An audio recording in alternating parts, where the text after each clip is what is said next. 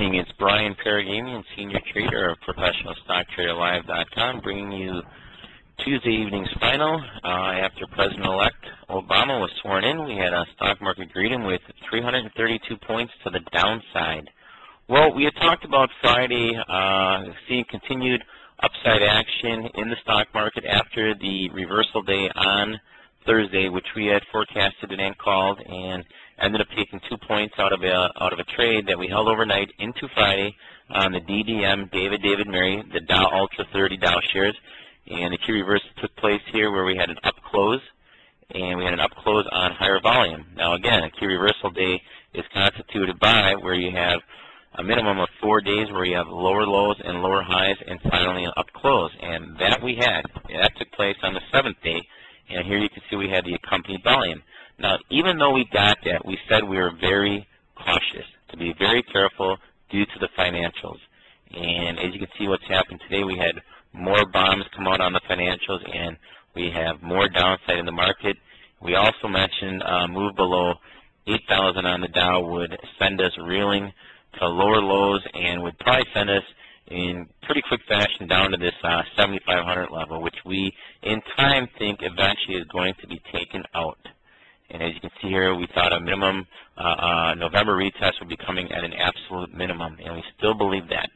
And again, remember, all crashes come from oversold readings, as you can see by the stochastics here. We're oversold, but all crashes come from oversold readings, as you can see down here, and we are that oversold.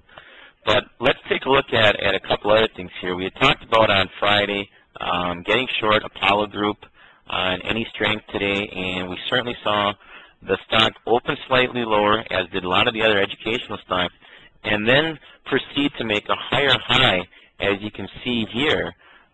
Slightly took out Friday's high, just by a tad, but nonetheless it did. And we took that opportunity to get short because we thought that the stock was rolling over on the RSIs right here, as you can see indicated.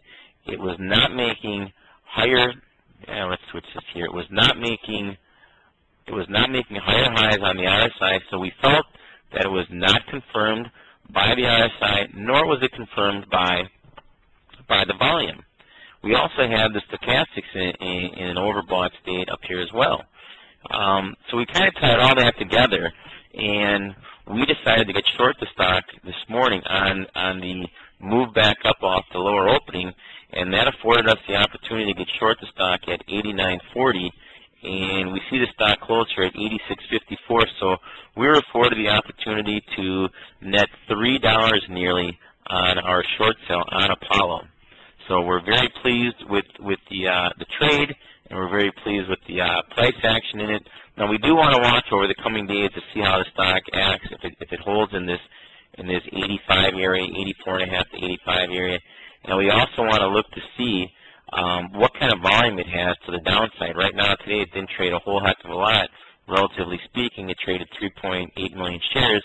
So we're going to be on the lookout for that to reverse itself, quite potentially, if the volume does not start to pick up to the downside.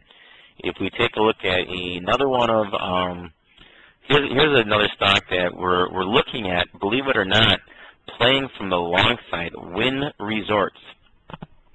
Today is 9 days without a higher high on the stock, as you can see right here. 9 days without a higher high. I've seen it go 11 days. Is it going to go 11 days?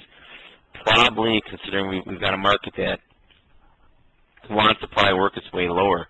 The interesting thing we have here, though, is we actually have a stochastics on a buy signal still, as you can see down here. So that's kind of interesting. We like that.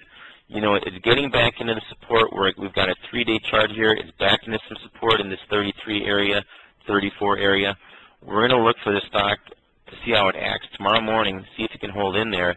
And we may look to actually look to get long the stock here over the next couple of days. Also, you can kind of see here that the volume is starting to dry up compared to Friday or Thursday when we had the key reversal day, but we're not getting really that much of an expansion in volume as the stock declines. And you can see along the bottom here as well that we are in oversold territory. So this is a stock that we're going to look to quite potentially get long in the coming days. one other thing we're going to take a look at before we wrap things up is Philip Morris, or I always say Philip Morris, but it's Ultra Group. And we actually missed getting long the stock by 7 cents. And now I know some of our members actually got long it. We had an entry price of $15.70, and we missed it by 7 cents. Going back just a couple of days here ago, right here we were looking to get long the stock. And the reason we looked to get long the stock is we had seen that it had broken out above its 50-day moving average, as you can see right here, indicated by this white line. And we felt once it got above the 50-day, along with this nice rounding bottom action, we thought the stock would have upside action towards the 18 area. We got up towards 17, what was the high today? 1763. So we got up into the mid-17s, and some of our members actually did get long the stock. They didn't wait for the exact price to get long, so they actually had nearly a $1.50 to $2 gain on the trade. But this is a stock that we really liked a lot. It paid an 8% dividend at the time. It was above its 50-day moving average. So this was a stock that we were positioned to get long. We never quite got it. But now at this point, we think the stochastics are overbought and the RSI is overbought, as you can see right here. On the chart, they've just rolled over here. Even though the stock made a higher high today and a higher close, it's rolling over. Stochastics are overbought, so we think the stock is in a position to. Plus, look at the gains it's had here. Just in a short period of time, and that's a pretty nice percentage gain for a stock that yields at the time we were looking at 8%. So we'd be looking to take profits in it if you haven't done so yet. Again, that's just our opinion.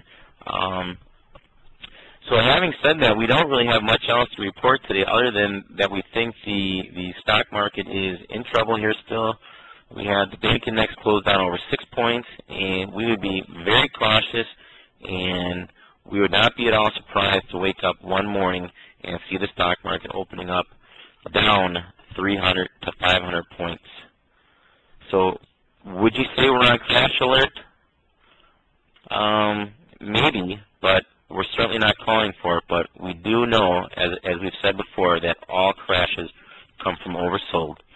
So have a good evening, and tune in tomorrow morning at 8:20, and we'll look to see if we can't put on some other profitable trades as we had today. Thanks for tuning in, and we'll see you in the morning.